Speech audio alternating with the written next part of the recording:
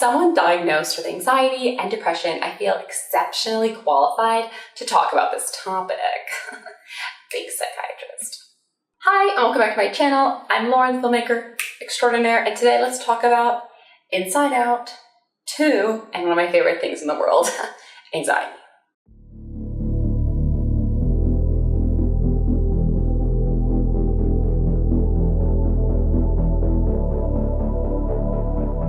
There are obviously going to be spoilers about the movie Inside Out 2 in this video. I am giving it, I hope enough time that if you were like, I can't see a spoiler, I need to see it ASAP. ASAP has happened. Do not blame me for spoiling the movie, okay? Okay, you've been warned.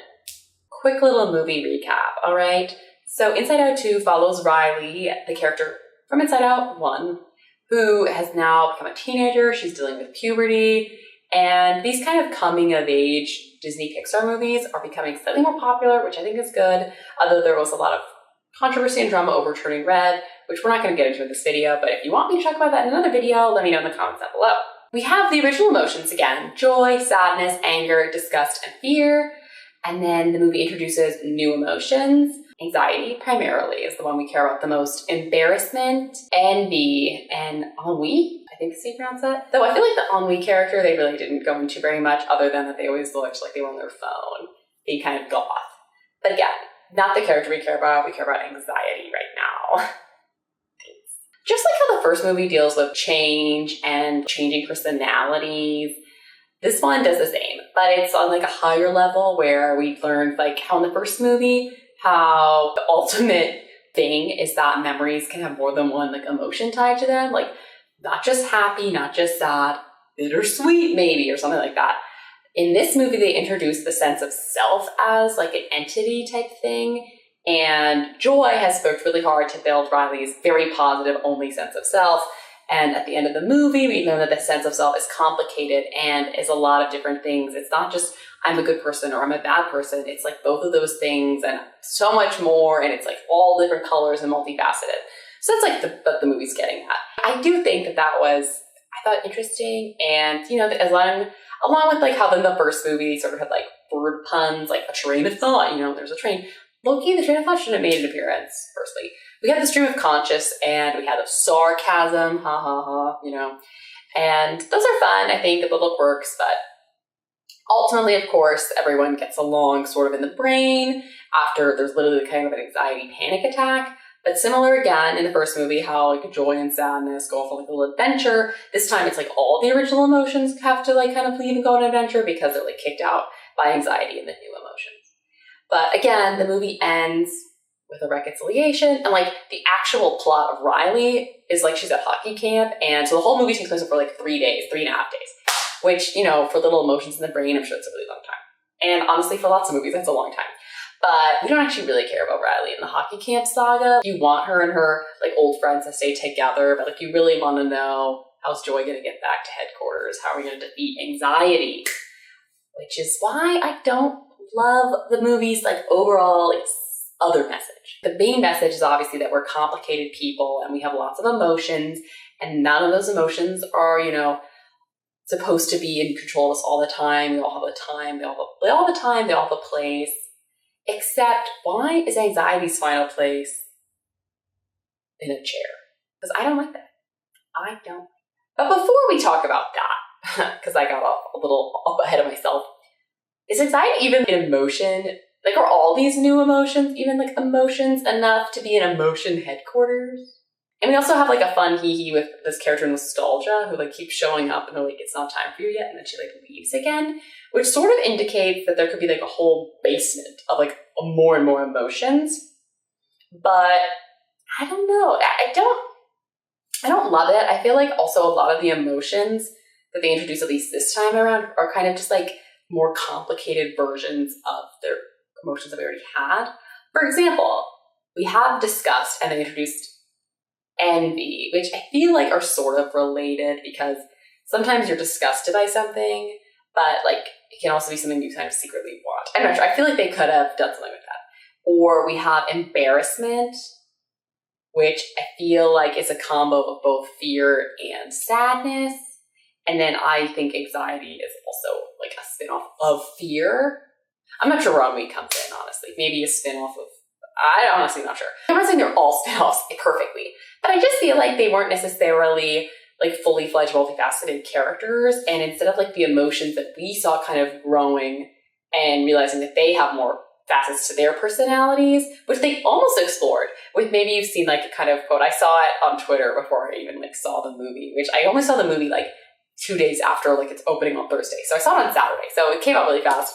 Like Joy being delusional. Of course I'm delusional. I have to put up with all you guys complaining. That's hard to be joyful. They almost went for these emotions, realizing that they themselves are really complicated characters. But then they like didn't, and they just introduced these other characters to become sort of like the villains. And it's obviously like anger does sometimes nice things. Like it's not like he's not a nice anger, but he has certain reactions. And I just think that would have been personally more interesting for like those the emotive characters to kind of grow a bit more, instead of just like being like, oh, you're like the basic emotions, and these more complex ones come as you get older. I think people are able to verbalize the feelings that they're experiencing as they older, like the emotions in a more complicated way than when they're younger. But I don't think that actually means like we didn't experience them. Because like I was diagnosed with anxiety when I was in college, but I've been anxious my whole life. I definitely was anxious before middle school, like before I was officially a teenager. It's not like I like woke up the day I turned 13 and all of a sudden I started being like, feeling like I had to do all these things and all this internal pressure and to be like XYZ, all these things. And like, that's not how that worked. Like I had these things, or I was envious when I was, not 13. Like I had these feelings before. Like I may not have known what they were. Like or if I was like embarrassed, I may have started crying or something and felt I was just sad. Because you don't know the words, maybe, but like you feel them. I personally didn't agree with it. And I also think, again, like, yes, I'm saying I felt anxious, or like, and the feelings are emotions, but for the emotion headquarters, I don't know. It gets the sense that like, if they kept making like Inside Out up to Inside Out, 75 or whatever, there's been like thousands of emotions, right? It's like how people say there's different words for love. Do all of those get their own emotion, like specific kind of emotion for like platonic? I'm feeling platonic love, I'm feeling romantic love, I'm feeling familial love. Technically those are feelings, right? But do we need 3 loves? Like, I don't know. And it's more questions than answers, but maybe it'll like stimulate the mind. And I'd love to hear your comments on what you think about it in the comments, because like I generally don't know. I just feel like the movie opened up a can of worms with that. And I'm not sure if they can like close that or even like fulfill it if they make additional Inside Out movies. And then recap the movie and my feelings on the new emotions in general. I feel better equipped to justify and explain why I'm upset with how they treated anxiety in the movie. There's 2 main points why I was annoyed at how they treated anxiety. The first being that they made anxiety a villain, because I feel like that's not very nice or considerate to people who have anxiety. I don't think of anxiety as a villain. Like, is it something that is not always great to have in my life? Sure, but it is a part of me that I have anxiety. And yes, I'm on medication. So maybe like, but Lauren, but you take meds to like counteract that. And it's like, yes, I do.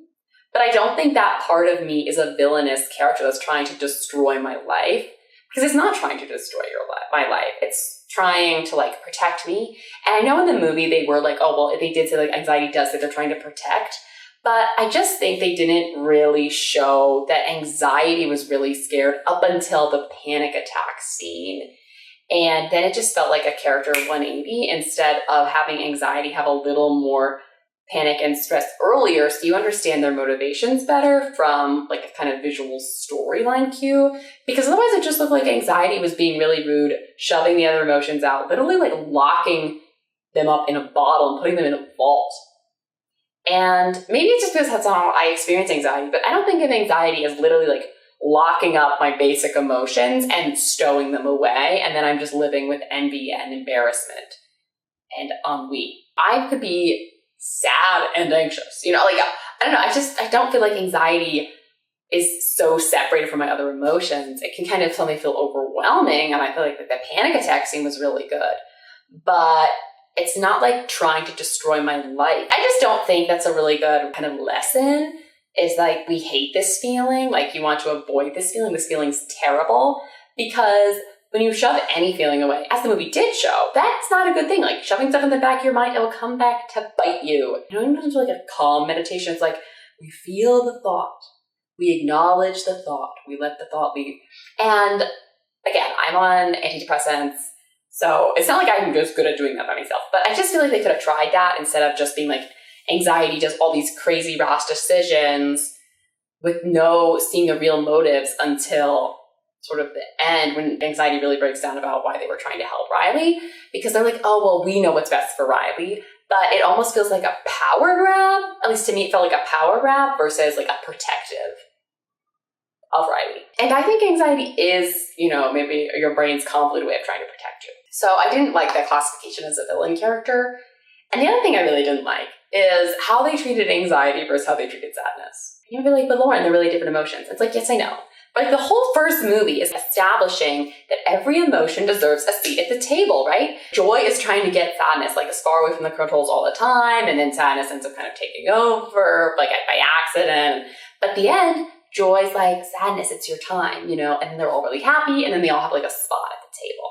And we see that with like the parents at the end of the movie, how they also have their emotions level, their spots at the table, and they have different kind of head emotions. But at the end of this movie, anxiety gets a chair and like some tea, and like aromatherapy. And it's like, yeah, when I'm feeling anxious, I do like to sit and have tea, sure. But you can't introduce these emotions to emotion headquarters, right? But then relegate this emotion to like a chair. Again, they're just shoving anxiety out of the way. It's like what they did with sadness. And the whole point of the first movie was that that's not how we deal with our emotions. And that's not like a healthy way to handle life. So how come we're still supposed to give anxiety a cup of tea? I understand from a logistical point that anxiety shouldn't be running your brain all the time. But then it shouldn't have been brought into emotion headquarters in the first place. I don't know, they could have had like an intern of the week or something. And like you have these emotions that kind of come in as like kind of teenage phases, and then like maybe some say shadowing, whatever. Like they could have expanded the headquarters maybe. That could have been a fun way the movie could have done it. Instead of, we're just the control panel's expanded, but anxiety still sits in a chair with tea at the end of the movie. I think that is just like the stupidest choice they could have made, because it just felt like it ruined the whole lesson of the first movie. And it really bothered me. I'm not sure if this was insightful or useful at all, but I just wanted to complain about it. So that's what I did. If you liked this little complaint, please give it a thumbs up. Comment down below your thoughts if you saw the movie, or if you haven't seen the movie, how you feel I'm reacting to something insane because you have no idea what I'm talking about, or if you feel like the movie was a really good, accurate depiction of how your brain feels like it is with anxiety. And if you want more videos like this, along with other videos that I make, because I make videos about all sorts of things, then be sure to subscribe, and I'll see you next time.